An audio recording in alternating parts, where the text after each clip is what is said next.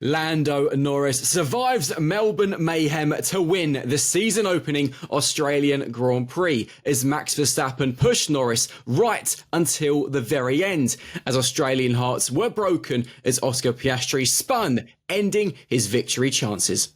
From Racing News 365, my name is Nick Golding, and I'm delighted to be joined, as always, by lead editor Ian Parks, who is at what is now a very blustery Albert Park. Ian, and breathe.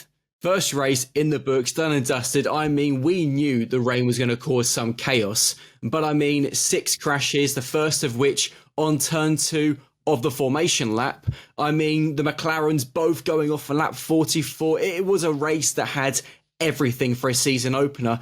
And in the end, Lando Norris survived, but only just. As season openers go, that has to be one of the most dramatic in Formula One history. You couldn't have made what took place in that Grand Prix. It was truly astonishing. From beginning to Isaac Hadjar's crash, poor guy, to the end, with Max closing in on Lando at a rate of knots due to floor damage on that McLaren, by the way, which came out late on from Andrea Stella. So another couple of laps, maybe Max might have got it. Who knows? Because the pace was definitely there late on because of the pace for both cars. Lando struggling and Max closing in. So beginning to end, there was drama aplenty. And let's get stuck into it.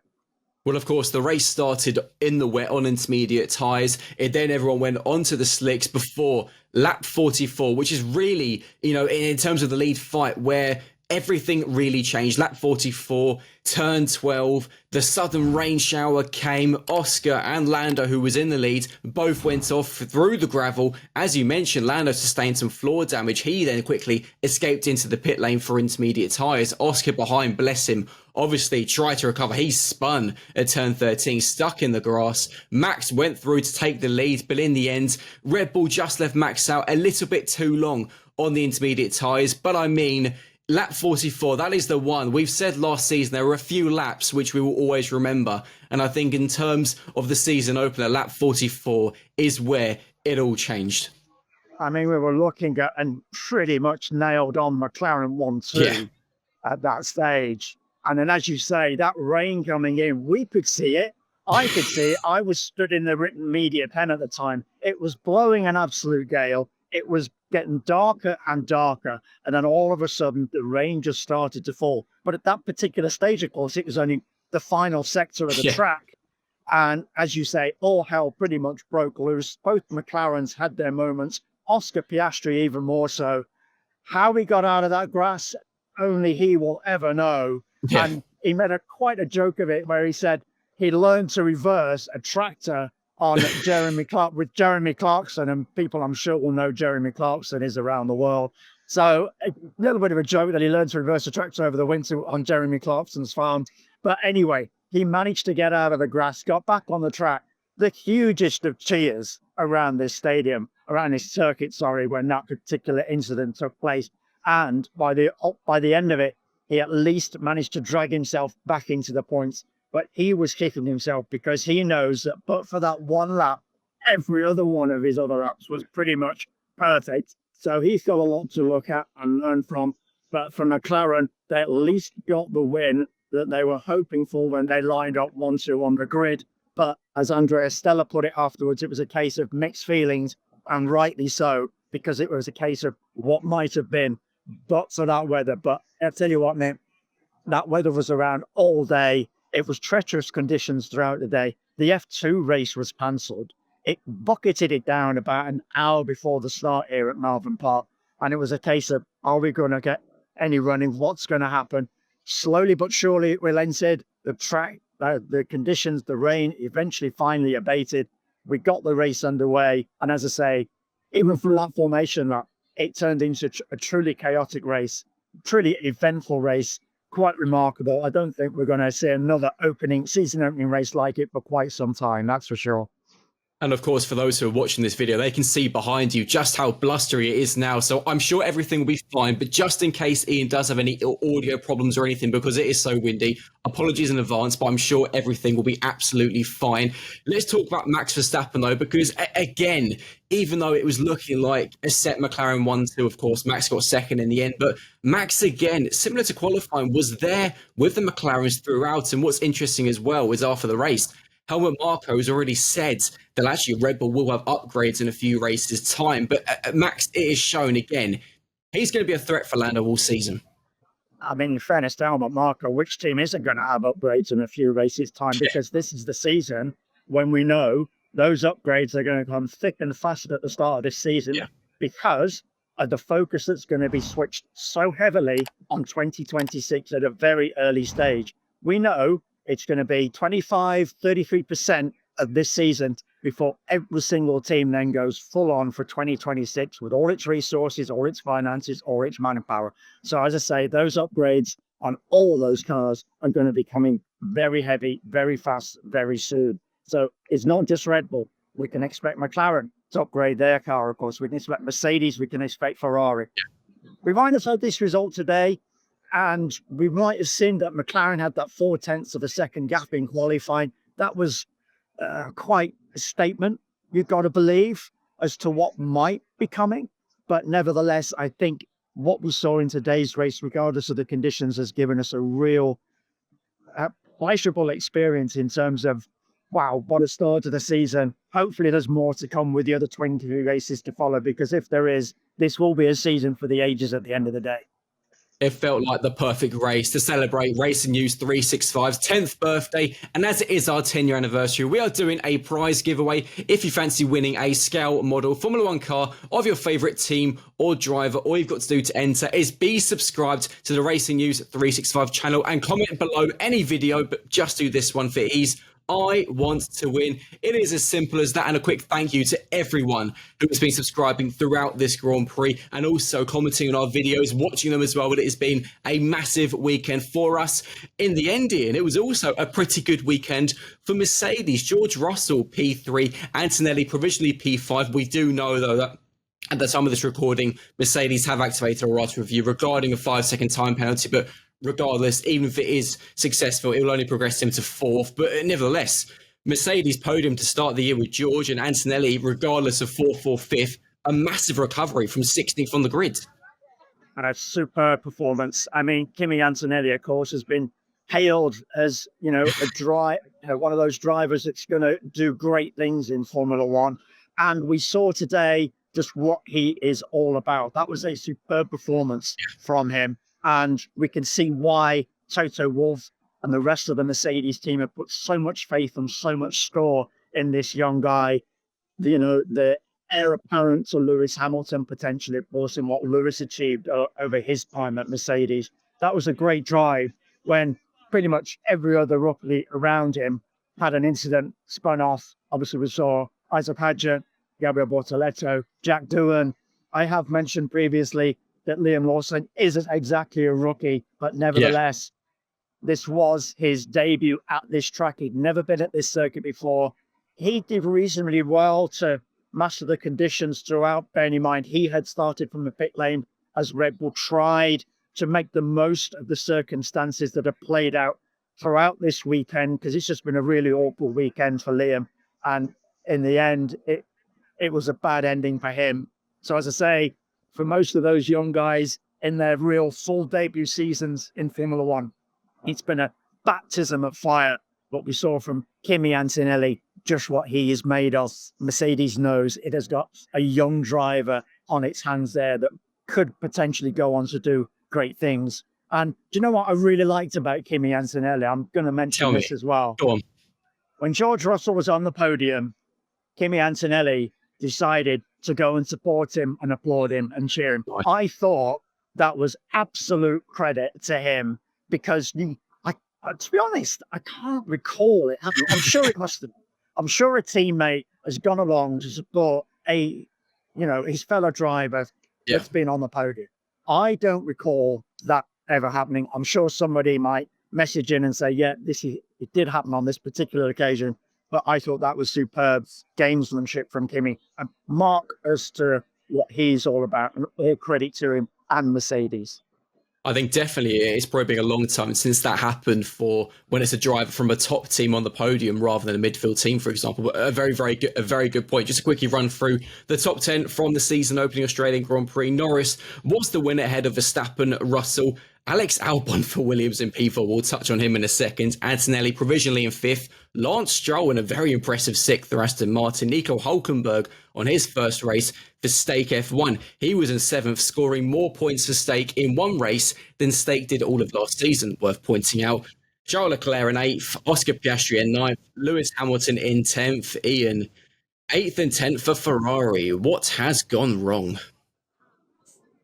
Just a truly bizarre strategy, Corey. You have to wonder just what was going through the minds of the Ferrari strategists at that particular time in the Grand Prix. As you talked about, Nick, there was that one particular lap that caused all the chaos. And you would have thought that having seen what happened to the McLaren duo at that particular sector of the circuit where the rain had started to fall, with Lando, and we believe that's where Lando sustained that floor damage when he had his moment across the gravel.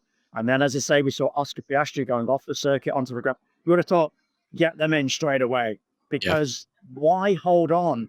We could see it on the radar. You were posting pictures in our Slack channel of how heavy that rain. Yeah. Oh, yeah. You're a good weather guy. It has to be said. Nick was posting images of the weather looming throughout in the Racing News 365 Slack channel. And you could see it was going to hit. And it was going to hit hard. And as I mentioned, folks, I was standing in the F1 media event. The wind had picked up something terrible. It was blowing a true gale. You could feel the rain starting to come in. And when it did hit, that's when we saw Lando and Oscar go off. And as I say, for Ferrari, why did they hold on by keeping Charles and Lewis out for an extra lap? It cost them big time. I believe it cost them a podium at least, but regardless of which driver it might have been. But I feel one of those Ferrari drivers should have been standing on the podium at the end of this race. There's going to be quite a deep inquest inside Ferrari, you feel, after this one. Well, especially as Leclerc also spinned when still on slick tyres before pitting for intermediates, and even again radio confusion at Ferrari. Lewis was seemed pretty upset with his radio at times. Leclerc had already, I think, the radio conversation of the season about a leakage. I would recommend going to find that because it was quite hilarious. And in terms of clouds, there's a massive one now over your head. I'm just waiting to see start raining. Very quickly, Alex, that's a scary one. It's gone dark all of a sudden. Alex Albon, P4, of course. Carlos Sainz was one of those drivers who crashed on the opening lap due to an issue with the car rather than him. It's being discovered. But I mean, Alex Albon, P4, Williams, we thought they looked good in testing, and it turns out they've got quite a good car after all. It's not bad, is it, for Williams? They've been a team so long in the doldrums. They've had their issues. We know what team principal James Vowles is trying to do. He's come in, he's brought in new procedures, and that's, and funny enough, he's just walking past me, I believe, one of the guys there. So he's had a great impact on Williams since he's arrived, and we can see the effect now. As I mentioned, Nick, when they launched that car at Silverstone in the middle of February, the suggestion at the time was it could be another tricky season. But then we got into pre-season testing, and we did seem to believe that there was pace and performance in that car. But of course, you can never truly read into pre-season testing. It's always very tricky. The lens picks up again, as you might be able to see. Oh, here we go. Live scenes. As Ian gets blown away down Albert Park. But at the end of the day, we've seen in qualifying what the true indicator of performance. Williams is definitely there or thereabouts. Maybe not quite with the leading teams just yet, but certainly right now, you've got to believe that it's the leading team of the midfield bunch. And when we talk about the midfield bunch, we're on about the likes of Aston Martin, Alpine, Racing Bulls. So yes, it's in a very good position right now, Williams. Great performance from Alex Albon. Carlos Sainz, naturally devastated by what happened. He was asked about it in the pen as to why that incident took place. and he was relieved of a fashion, because naturally it's not what he wanted on his debut, relieved of a fashion that it was more car related than anything to do with him as a driver. But very much like Lewis at Ferrari, I think for most fans out there, they struggle to understand, well, why is it so difficult going from one team to another? A lot of these cars have so many different procedures. Lewis has discussed it extensively over this weekend, just the extent of the procedures that he's had to learn with his new team, the new car, getting used to a different steering wheel, and all, different mechanical balance, and all that kind of, and all those kind of elements. And it's exactly the same for Carlos Sainz. He's gone from Ferrari to Williams, and he's having to learn all these new things as well. So for him, he got caught out a little bit, but very much, not a little bit, very much by the car itself today. So as I say, he goes away from here naturally dejected at what happened, that first lap incident, but obviously, as I say, a degree of relief that it was more car related and not him.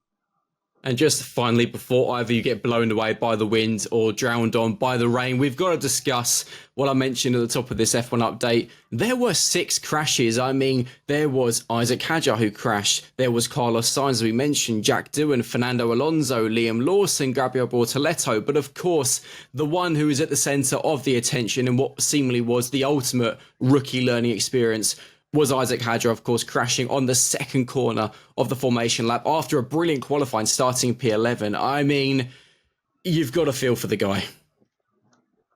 He was dejected when we spoke to him in the pen after qualifying, and this was a guy that had managed to qualify 11th, just a couple of tenths away from being in P10. He was disappointed then. You could see the abject disappointment after that particular incident. Camera pictures showed him pretty much crying inside his helmet, it looked like. But one of the most beautiful things I've seen for quite a while was when he got back to the paddock here at Melbourne's Albert Park, and we saw Anthony Hamilton, Lewis Hamilton's father, of course, go up to him, put an arm around him, give him words of encouragement. How much Isaac actually took that in, it's hard to say.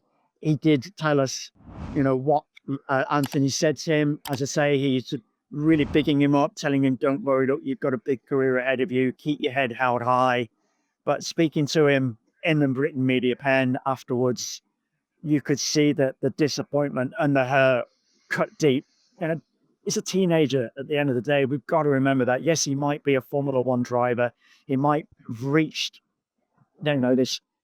the upper atmosphere of motor racing, but he is still a very young man, and he's still got so much to learn, and he shouldn't beat himself up too much, because hopefully he will bounce back from this in China, because we've seen Racing Bulls, another surprise effectively over the course of this weekend. We weren't expecting that performance from them.